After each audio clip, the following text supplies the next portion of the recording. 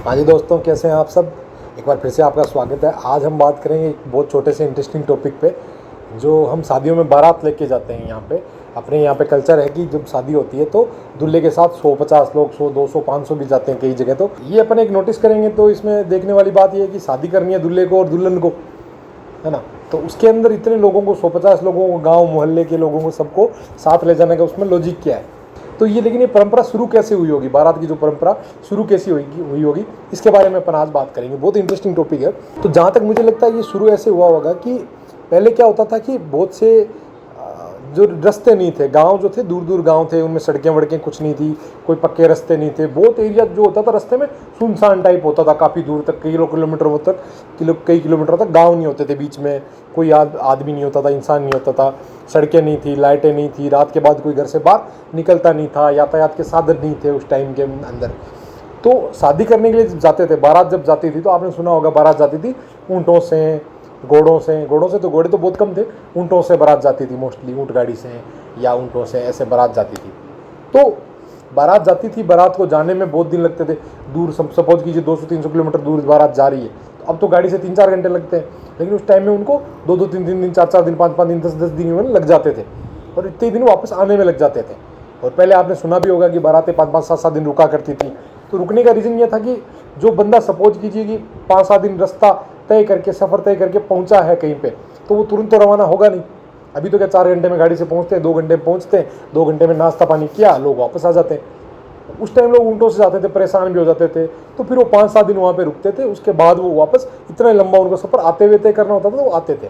Suppose कीजिए कि दूल्हा अकेला गया है दुल्हन को लाने के लिए, शादी करके दूल्हा गया दुल्हन को लाने के लिए, अकेला गया मान लीजिए, दुल्हन से वहाँ उसकी शादी होती है, वो वापस वहाँ से वो दुल्हन को लेके आ रहा है अकेला, एक ऊँट पे बैठा है, एक पीछे दुल्हन बैठी है, आगे दूल्हा बैठा है, और वो लोग आ रहे हैं वापस। अब उनको सफ़र करना 3-4 दिन का लंबा सफ़र तय करना है, 3-4 दिन, 10 दिन का। अब रास्ते में क्या होता था कि सुनसान होती थी, डाकू होते थे, लुटेरे होते थे, बहुत लोगों का प्रोफेशन ही होता था लूटपाट के, क्योंकि कोई पुलिस नहीं होती थी उस टाइम में, आपको पता है, कोई कानून नहीं होता था, कोई संविधान नहीं होता था, कोई न्यायपालिका नहीं होती थी। तो क्या होता था, वो लोग लूट लेते थे रास्ते में, दुल्हन को लूट लेते थे, है ना। तो और कुछ लूटने के लिए उस टाइम कुछ होता नहीं था, ऊँट लूट लेते, दुल्हन को लूट लेते, यही थी लूटने के लिए चीज़ें, यही होती थी। सोना चांदी या कुछ पैसे वैसे तो होते नहीं थे, तो दुल्हन को लूट लिया जाता था। ऐसी बहुत सारी घटनाएं होती थी कि दूल्हा अकेला गया, दुल्हन को लेकर आ रहा, रास्ते में उसको लूट लिया गया। तो फिर दूल्हे ने सिस्टम क्या बनाया, सोचा क्या कि भाई अपन एक काम करते, मैं अगर अकेला जाऊंगा, सामने से 5 लोग आएंगे, वो मेरे को लूट लेंगे, तो इससे बढ़िया मैं अपने सारे परिवार वालों को, सारे अड़ोसियों पड़ोसियों को, गांव मोहल्ले वालों को, सबको मैं लेके जाऊं बारात अपने साथ शादी में, तो ताकि वो मेरे को सुरक्षा प्रदान करें। तो सुरक्षा के पर्पज से आपने देखा होगा कि दूल्हे के पास तलवार होती है हमेशा साथ में, जब तक वो दूल्हा बना रहता है उसके साथ तलवार होती है। तो तलवार का भी यही लॉजिक था कि अगर कोई अचानक से हमला करे तो वो तलवार से हमला कर सके। एक उसके पास कटार होती है छोटी, तो कटार तो जब वो अगर बाथरूम भी जाता है, टॉयलेट भी जाता है, तो कटार साथ लेके जाता है।